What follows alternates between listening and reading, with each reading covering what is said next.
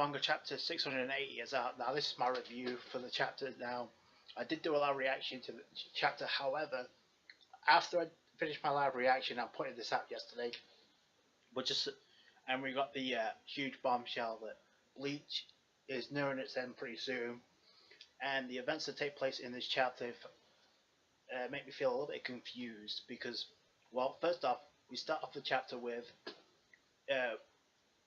King Yuha back, because I mean he's completely broken in this chapter, but he's absorbing Ichigo's power, and apparently he's absorbing not only his Quincy powers but also his Hollow powers as well, because you see the shot of Ichigo's mom being erased and turned into white. However, he's still alive. We all know that by the end of the chapter. But the most important part is now Yuha's becoming stronger, and then you see it to where he's actually laughing his ass off. The Ryatsu explodes everywhere to the point where it envelops the palace to where it looks like an umbrella, where it looks more like a UFO, much similar to what we see in Independence Day 2. So that was a shadow by Taiyo Kubo, I think. But seriously, now Yuha has become even more powerful than he was before, which is ridiculous, considering how broken he already was with the almighty abilities. Now, the thing that gets me in this chapter, and we go to Uryu and Hashirod, and by far the most pointless part of the chapter, in my opinion, was the exchange in dialogue. And I'm not kidding when I say this part had me yawning through my live reaction, and I usually don't do that on any videos, but it was the similar conversation they had in the previous chapter, where it's basically explaining why Uryu Ishida insists on taking action against Yuha, and it's because he wants to protect his friends, the way that Ichigo would. That's the way. But we already know all this. He's just explaining it to Hashwad, and the whole thing about listen. In the previous chapter, he's all set to finish off Uryu. What was all this shit talk about? Oh, I'm gonna put you out of your misery. You're no different from these humans. And so what happened to that? And when we see him in this chapter, he's pretty much laying on his back with stab wounds. Now, granted, he looks like he went through hell, but he's still not dead. So what the fuck? I mean, talk about a troll. And not only that, the way I can't even call it. Well, didn't see much of this fight anyway. It was just exchanging dialogue. I mean, the only things we got last week were the two exchanges where each of them were recycling each other's damage to one another. That's the only thing we got last week. And then we get this, and then the way this fight gets ended, I'm assuming it gets ended, although because Yuha apparently his Ryatsu is pulling Ryatsu of not only Valkyrie God, but also he's Hashwad as well. So, and we see what happens to God. He's pretty much fossilized. He's done. He's done, and then we see we didn't see what happened to Hashwad, so we don't know. I'm pretty sure he might be done for as well, which pretty much spares Uryu, I guess. Which again, this also means there's more prime players to face off against Yuha, and I'm kind of confused because if there really is an end in sight, and this is where the curveball the chapter is thrown in, because from this point on, I mean, Yuha's to say, I have no more use for you, Stern Ritters. He's going solo now. He's even more powerful. Before, when he absorbed Ichigo's powers, now you're adding to the fact that he's taking the Ryatsu from Hashwad and Valkyrie God, the heart of the Soul King, by the way, and now you're making us believe at some point Ichigo is going to become a match for him, and maybe there will be a point, because you know for sure that Ryukin and Ishin are going to come in. They're going to They're gonna patch up Ichigo. I mean, Uri is okay. I mean, he's got stab wounds, but I mean, he's not dead. So, and obviously Horihime, we didn't see her in this chapter, but she's obviously not dead either. And then at the end of the chapter, this is where things get a little bit dicey in my opinion, because just when this arc looks like it's going to be nearing its end, or the fight, then Yuha like pulls like a Stargate like portal. I'm assuming that was the Ryatsu that exploded everywhere that allowed him to open up a portal. Now I'm going to read one of the panels because unless I was seeing things, listen to this. But I shall find the future, one moment in time where each of you feel the greatest amount of happiness and joy, and it is there I shall slaughter you. So from this point on, every time you indulge in your own happiness, you shall think of my words. And that in that moment when you do, you remember my looming shadow, the terror that I promise you for all eternity.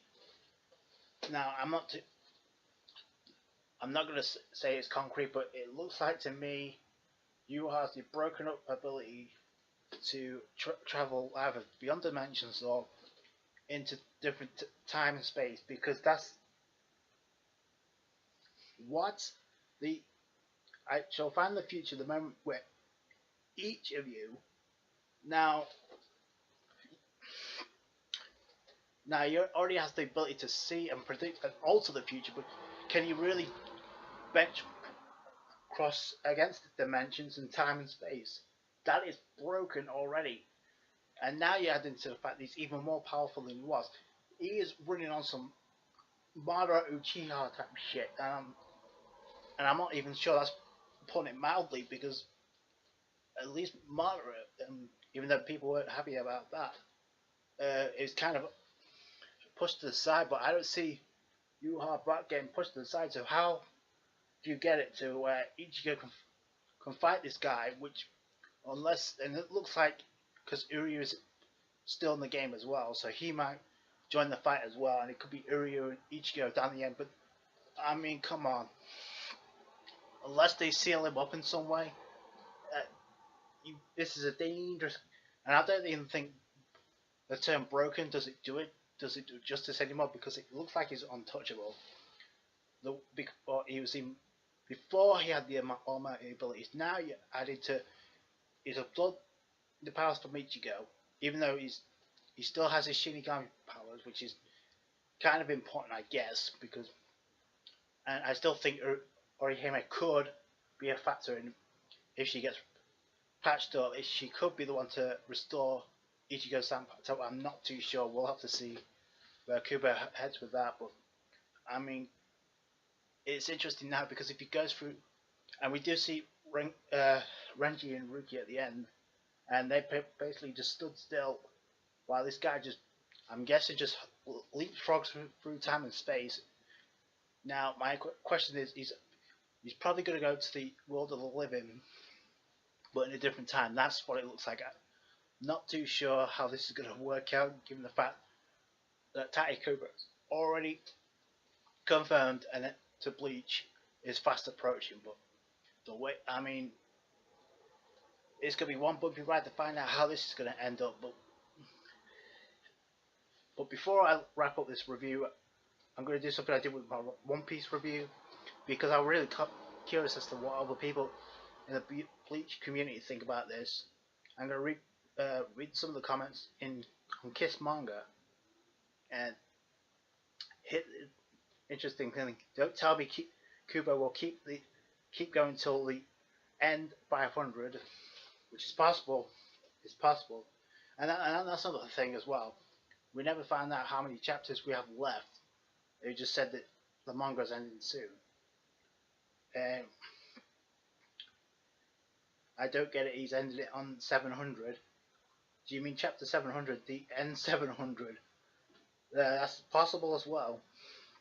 But I said this yesterday when the news broke. I said I don't see how you can wrap it up by 700, but it would make sense given the fact that it just ends at the big 700. But like I said, it's not my call to make, so we'll have to wait and see.